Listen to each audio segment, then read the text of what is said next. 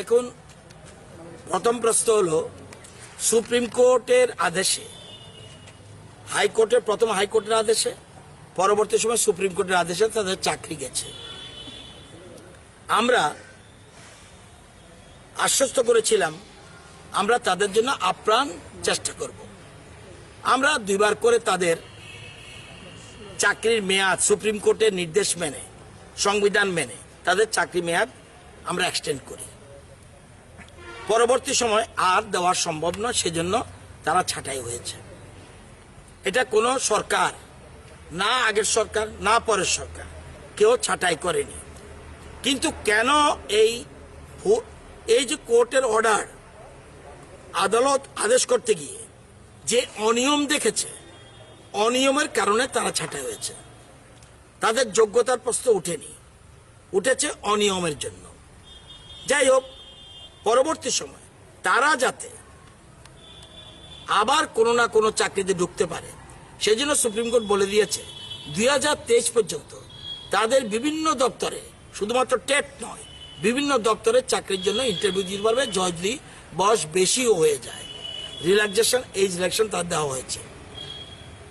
আমরা তাদের জন্য, আপনারা জানেন, 8,000 পোস্ট, এর মধ্যে 4,000 থেকে সামান্য কিছু কম আমরা টেট পরীক্ষা যাতে বসতে পারে এবং টেটের যারা বর্তমানে আছে কোয়ালিফাইড, সবাই তারা চাকরিতে ঢুকতে পারে। আরও প্রায় 2,500-এর মতো পোস্ট থাকবে, সেটার জন্য টেট পরীক্ষা হবে।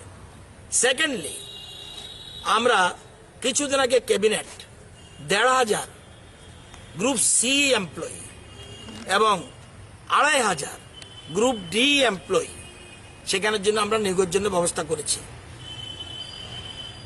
আরও একটা সংগঠন এসে বলছে আর একটু বাড়ি দিলে ভালো হয়।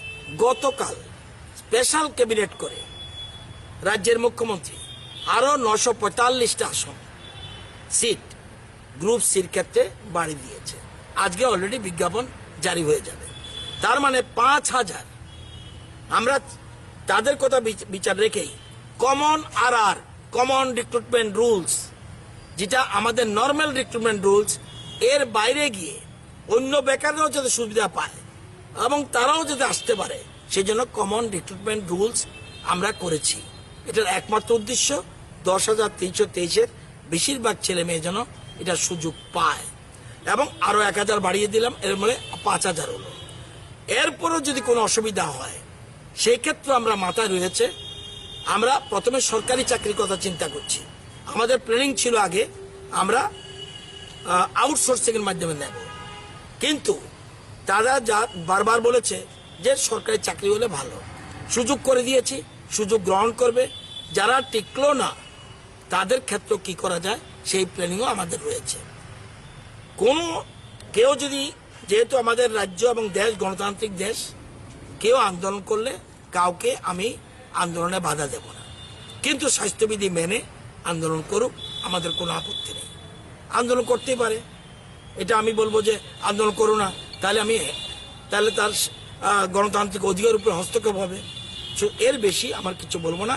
স্কোপ আছে, যারা বাদ পড়বে তাদের জন্য আমাদের মাথায় রয়েছে প্ল্যানিং করে একসাথে তাদের জন্য 5,000 তাদের এবং বেকার মাথায় রেখে কিন্তু করা হয়েছে, প্লাস এদিকে 4,000, তাহলে 9,000 পোস্টের 1,500 চলে গেলে তাহলে আপনার 9,000-এর মধ্যে প্রায় 7,500 পোস্ট রয়েছে, তারা পরীক্ষা বসতে পারবে।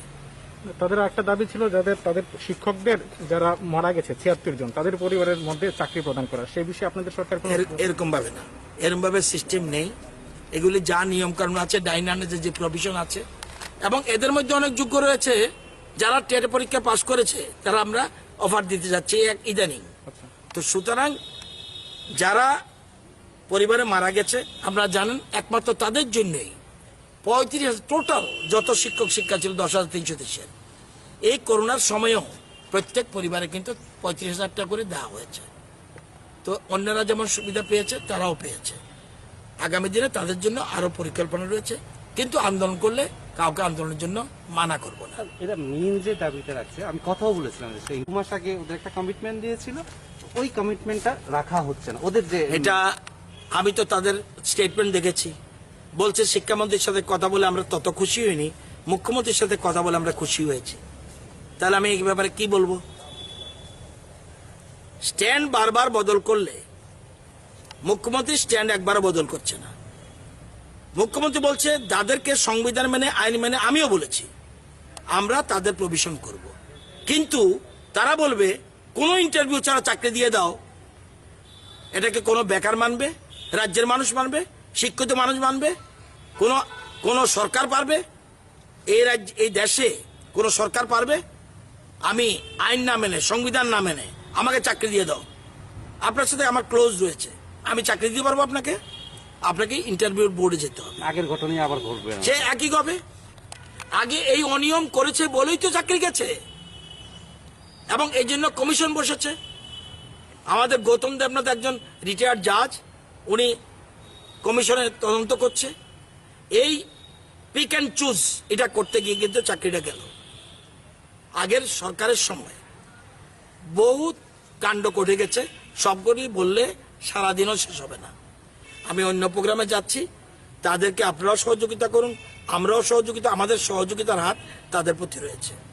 কিন্তু পরীক্ষায় বসতে হবে, ফেল করলে আবার স্কোপ দেওয়া হবে, সমস্ত রকম মাথায় রেখেছে আমাদের। এরপরে কেউ আন্দোলন করলে কেউ না করে যাবে না। আপনারা জানেন ত্রিপুরা হাইকোর্ট, গুয়াহাটি হাইকোর্ট একটা রায় দিয়েছিল। এই রায় প্রথম সময়ে বামফ্রন্ট সরকার সময় মিউনিসিপ্যালিটি স্টাফগুলিরে আমার মনে হয় প্রায় 3 বছর আন্দোলন করেছে, তাদেরকে কেউ চাকরি দিয়েছে? ওরাও তো মানুষ। কি অপরাধ? হাইকোর্ট রায় দিয়েছে, আমরা তাদেরকে নিতে পারবো না। Same thing is this. আমাকে সংবিধান মেনে আইন মেনে করতে হবে, যা কিছু, এর বাইরে আমি কিছু করতে পারবো না। এতটুকু বলতে পারি, আমাদের গভর্নমেন্ট তাদের প্রতি প্রচন্ড সহানুভূতিশীল।